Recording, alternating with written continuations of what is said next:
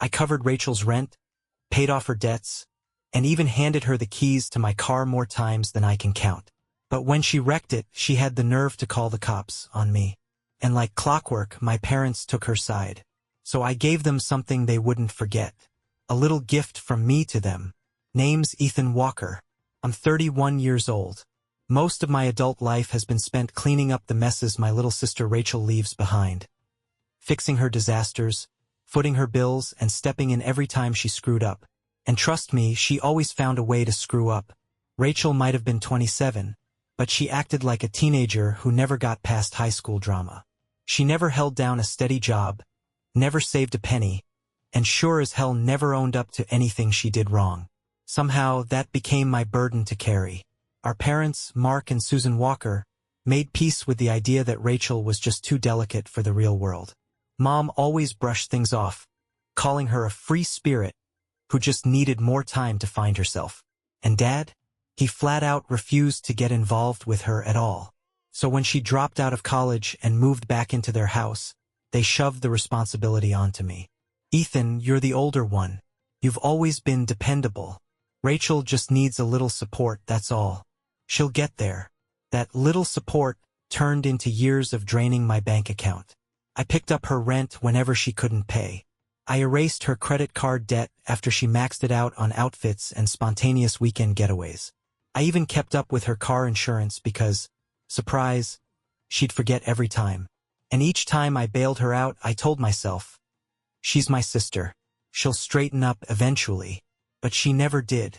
And this time, she crossed a line I couldn't ignore. It all started with a text. Real casual. Like she hadn't done a damn thing wrong. Hey, took your car for the weekend trip. You weren't using it anyway, right? I just stared at my phone, rereading the message over and over, trying to make sense of it. My car. The one I worked late shifts to afford. The one I was still making payments on. My chest tightened as I called her, heart thudding in my ears. What do you mean you took my car? I asked, keeping my voice as calm as I could. Rachel let out an annoyed sigh, like I was overreacting. Relax, Ethan. It's just for the weekend. We're heading up to the cabin, remember? She added, like that made it okay. I never said you could take my car. I snapped. You weren't even home. What's the big deal? She said, brushing it off like it was nothing. My jaw locked tight. The big deal is it's mine, not yours. But before I could even get into it, she hung up on me. I should have gone straight to our parents right then. But I already knew what they'd say. Ethan, it's just a car. She's your sister. Why are you being so selfish? It's not like she stole it. She's just borrowing it. So I let it slide. Big mistake. The next call came in at 3 a.m., yanking me out of a dead sleep. Rachel was sobbing on the other end. Ethan, I got into an accident. I shot up in bed so fast my head spun. Are you okay? I asked, panic kicking in. I think so, she stammered. But the car. She took a shaky breath. It's totaled. I could barely hear the rest. Her words just faded into static. All I could think was my car, my name, my responsibility. She kept talking, her voice cracking. Ethan, I need you to come down here. The cops. They're being so unfair. Just tell them everything's fine. Okay? She wanted me to lie. Again. I took a long breath, my hand gripping the phone tight. No, I said quietly. I'm not doing that. There was a pause. Then a loud, irritated scoff. Are you serious? Ethan, I'm your sister. I know, I said flatly. That's exactly the problem. Rachel went quiet, probably stunned I actually stood my ground. Then the yelling began, just like I knew it would. Are you kidding me, Ethan? She screamed. You're really gonna let me handle this alone? After everything? Oh, I knew what she meant by everything. Every penny I'd spent cleaning up her messes. Every loan I covered. Every late-night call I answered to pull her out of another crisis. And now, I was the villain. I tightened my grip on the phone. You stole my car, Ratch. You crashed it. And now, instead of owning up to what you did, you want me to take the fall? Do you even hear yourself? She let out a sharp laugh. Oh, come on, Ethan. It's just money. You can afford it. I'm the one who got hurt. There it was. Classic Rachel. Twisting everything to make herself the victim. I could already hear the story she'd spin to our parents. Ethan doesn't care about his sister. I was in an accident and he left me to deal with it alone. And they'd believe her. But I didn't care anymore. Call Mom and Dad. I told her. Maybe this time, they'll take care of their own daughter. I'm done. And with that I ended the call. Betrayal. Family betrayal. The next morning played out exactly like I expected. My phone lit up with messages from Mom and Dad. Ethan, what's wrong with you? Rachel could have died. We raised you better than this. Step up and help your family. The hospital bills are enormous, Ethan. She's your sister. I stared at the screen, feeling something new. Not guilt, not anger, just bone-deep exhaustion. So I ignored the messages. I ignored every missed call, every voicemail, every plea, until Dad showed up at my door. I opened it to find him standing there, arms crossed, looking ready for war. Get dressed, he snapped. We're going to the hospital. I almost laughed. No, we're not. Dad's face darkened. You're acting like a selfish brat. Your sister needs you. I crossed my arms. You mean she needs my money? He didn't even blink. She's family, Ethan. You don't abandon family. I let out a slow breath. Funny how that rule only applies when I'm the one doing the giving and Rachel's the one taking. His jaw clenched. You're making this harder than it needs to be. No, Dad, I said, my voice like ice. You made it harder the day you decided her messes were my problem instead of yours. She's your daughter. Why don't you pay for her hospital bills? We don't have that kind of money, he snapped. There it was. The truth. I tilted my head. But I do, right? That's what this is really about. It's always about the money with you people. Dad's face flushed with rage. This is your last chance, Ethan. Help her or you're out of this family. I couldn't help it, I laughed. A real, from-the-gut kind of laugh. Out of the family? I repeated. Dad, I was never really in it. All I ever was to you people was the emergency bank account you guilt into keeping the lights on. I stepped back, hand on the door. Good luck with Rachel, I said, meeting his eyes. Because I'm done. Then I shut the door in his face. 2 days of silence followed. Not a word. No calls. No texts. You'd think I'd feel free. Like I could finally breathe. No more late-night money transfers. No more guilt trips from Mom.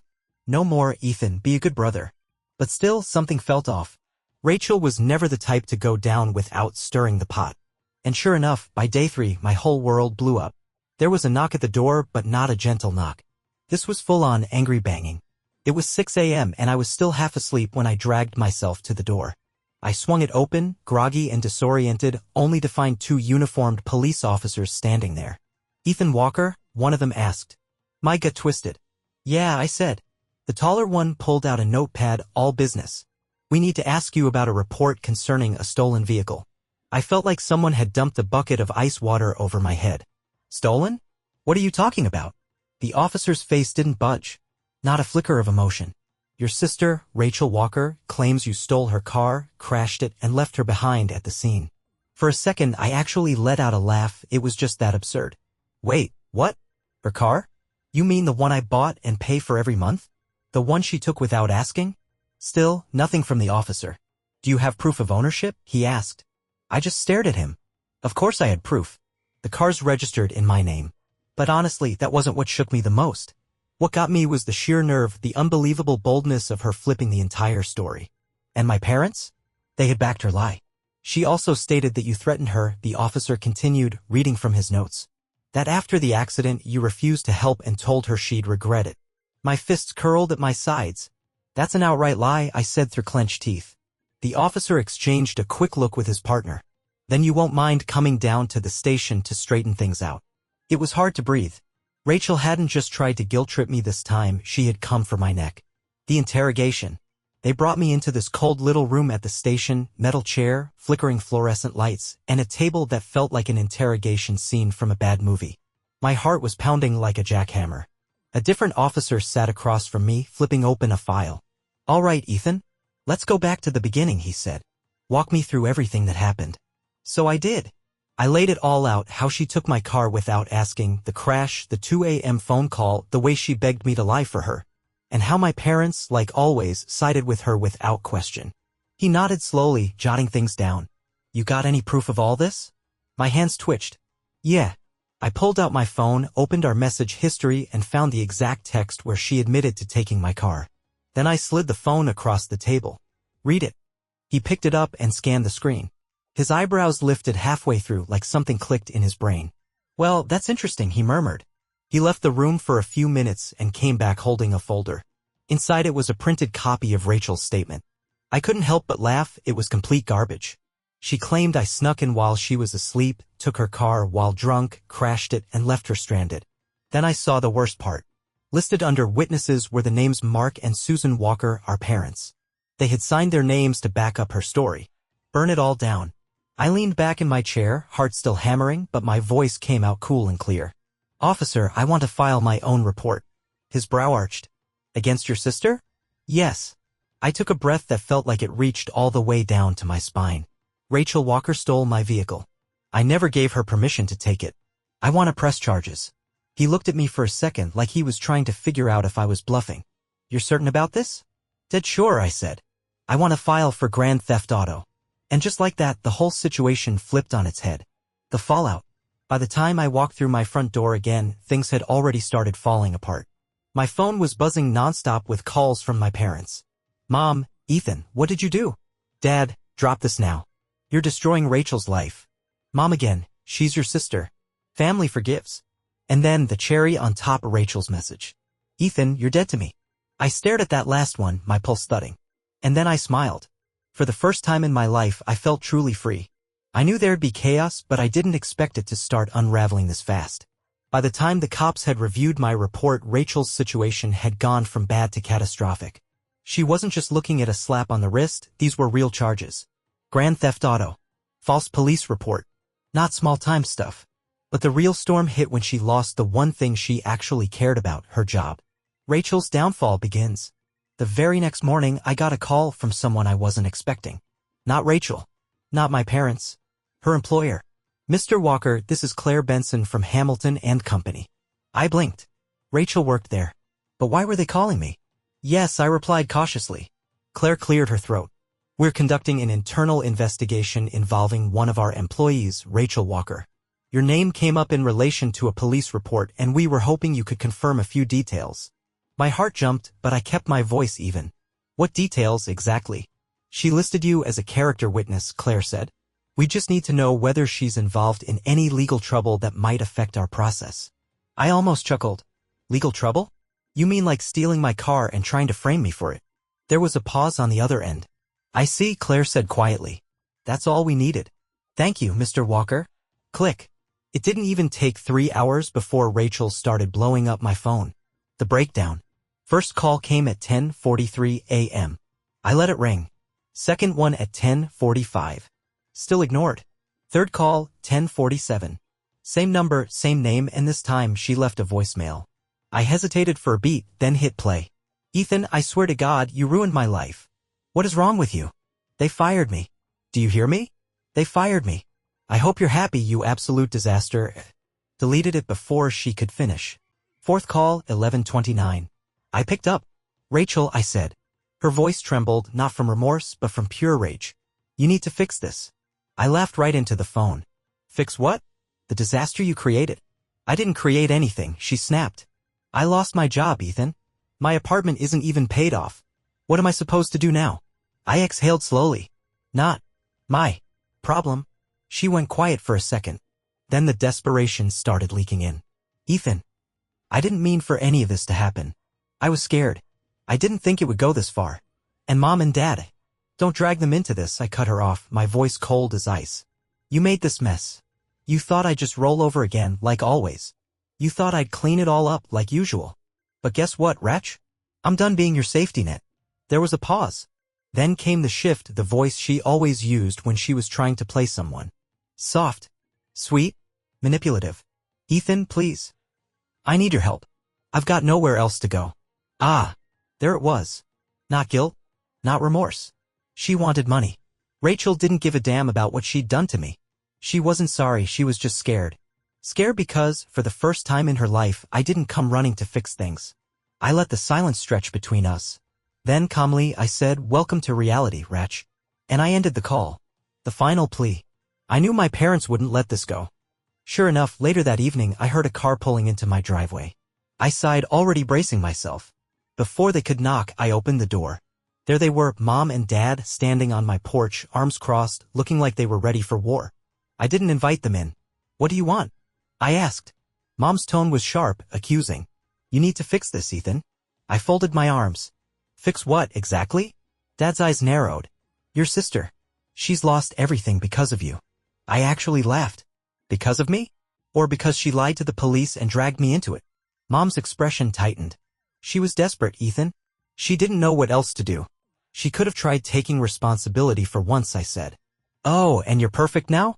Mom snapped. You've never made a mistake? Not one that almost got an innocent person arrested, I shot back without flinching. Her lips pressed together, jaw clenched. She's your sister, Ethan. If you don't take her in, she's going to end up homeless. And just like that, the truth came out. They didn't come to talk, they came to dump Rachel on me again.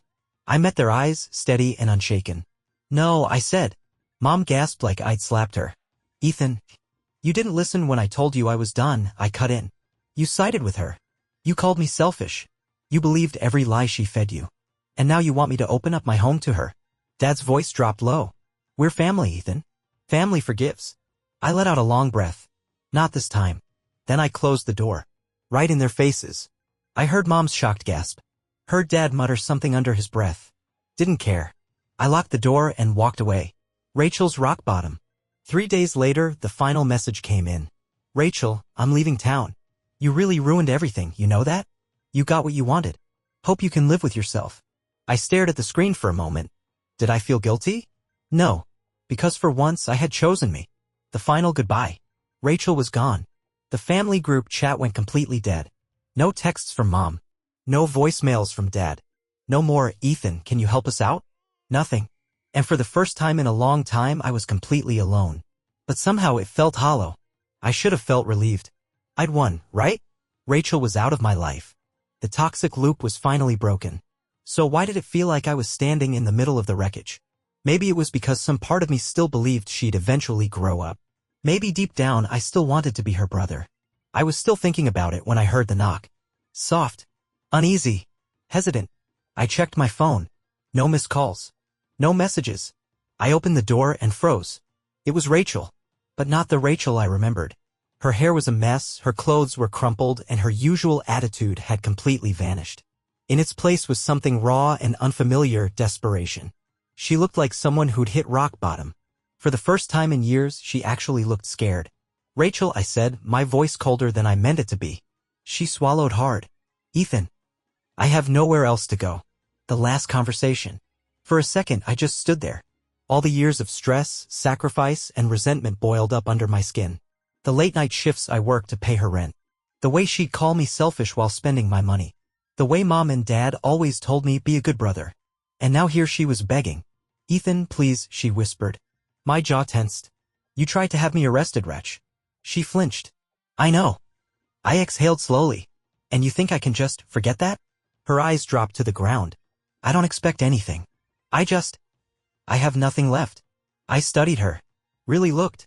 She wasn't faking it this time. Her job? Gone. Her apartment? She'd been evicted. Her so-called friends? Nowhere to be seen. For the first time, Rachel truly had no one. She took a shaky breath. I don't need money. I don't need a place to stay. She hesitated, voice cracking. I just want my brother back. And there it was. Not a scheme. Not a guilt trip. Just raw truth. For the first time in forever, I saw the kid I used to protect. And that scared me more than anything because I knew what came next. This was it. The choice. The decision. I breathed in slowly, steadying myself. All my life, I'd been her safety net. The guy who cleaned up every mess. But I knew if I caved again, even just once, nothing would change. Rachel needed to fall. She needed to hit bottom and stay there. Because as long as someone was catching her, she'd never learn. She must have seen it on my face because her eyes filled with panic. Ethan, please don't do this, she pleaded. I swear, I'll change. I'll prove it. Just give me a chance. I shook my head. I gave you 100 chances. Her face twisted. You're my brother. You're supposed to help me. There it was. That same old expectation that I'd always be there. My hands curled into fists. And what about you, wretch? I asked. What have you ever done for me? She blinked like I'd slapped her. I'm serious. What have you ever done for me? I stepped forward, my voice low. You stole my car. You wrecked it. You tried to pin it on me. You lied to Mom and Dad, and now you show up here like I'm supposed to forget it all. Her lips trembled. Ethan. I thought we were family. I stared at her for a long, heavy moment. Then I said it quiet, final. A family doesn't do what you did to me. She gasped like the words hit her in the chest. I shook my head. I hope you figure things out, Ratch. I really do. But I can't be part of this anymore. Her breath caught. Ethan, please. Goodbye, Ratch. And I closed the door one final time. Epilogue, a new beginning. 2 months later, I packed up and moved. New city. New job. A clean slate. No calls from Mom. No messages from Rachel. And you know what? I didn't miss them. Because for the first time ever, I was finally living my life. Some nights, sure, I still wondered how she was doing. Whether she was okay. But then I'd remember all the years I spent breaking myself just to keep her from falling. And I'd remind myself this was the only way she'd ever learn. I wasn't angry anymore.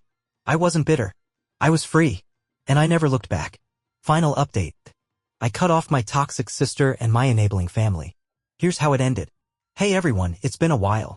A lot of you asked for an update after I went no contact with my sister, so here it is. Short version? Rachel's gone. My parents aren't speaking to me. And I've never felt better. Man, the reactions to my story have been something else. Some of you had my back all the way, and others? Well, let's just say they think I'm the cold-hearted villain in all this.